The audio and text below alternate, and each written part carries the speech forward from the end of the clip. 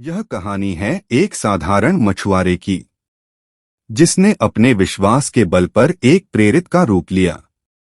यह कहानी है एक ऐसे व्यक्ति की जिसने खुद को खोकर सत्य को पाया, जिसने डर से भागकर भी अंत में परमेश्वर के लिए अपने प्राण न्योछावर कर दिए।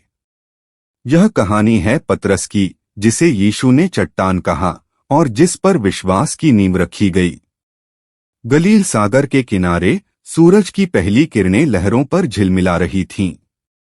एक साधारण मछुआरा, जिसका नाम शमौन था, अपने जाल को समेटने में व्यस्त था।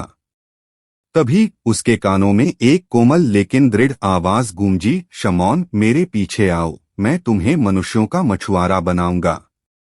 यह आवाज थी यीशु की, और उसी दिन वह शमौन से पतरस बन गया, चट्टान जिसके ऊपर विश्वास की नींव रखी जानी थी।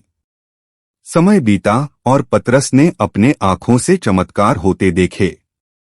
अंधों को दृष्टि मिलती देखी, लंगड़ों को चलते देखा। यीशु के स्पर्श मात्र से लोग चंगे हो जाते थे। फिर वह दिन आया जब यीशु ने कुछ रोटियों और मछलियों से 5,000 लोगों का पेट भर दिया। यह कोई साधारण व्यक्ति नहीं था। यीशु वाकई परमेश्वर के पुत्र थे।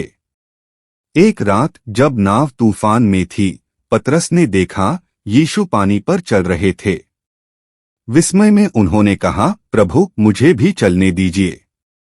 और पतरस नाव से बाहर निकले और वे भी पानी पर चलने लगे। लेकिन जैसे ही उन्होंने लहरों को देखा, डर उनके दिल में समा गया और वे डूबने लगे। यीशु ने तुरंत उनका हाथ पकड़ा और कहा, तुम्हारा विश्वास कहाँ है, पतरस? जब यीशु को गिरफ्तार कर लिया गया, पतरस डर गए। और जब एक स्त्री ने उनसे पूछा, क्या तुम उसके शिष्य हो? पतरस ने कहा, मैं उसे नहीं जानता। एक के बाद एक 3 बार उन्होंने यीशु को इनकार किया। और तभी मुर्गे की बांग गूंजी। पतरस की आंखों में आंसू आ गए। वे पछतावे से भरकर वहां से भाग निकले। लेकिन यीशु ने पतरस को माफ कर दिया। पुनरुत्थान के बाद उन्होंने पतरस से 3 बार पूछा, क्या तुम मुझसे प्रेम करते हो?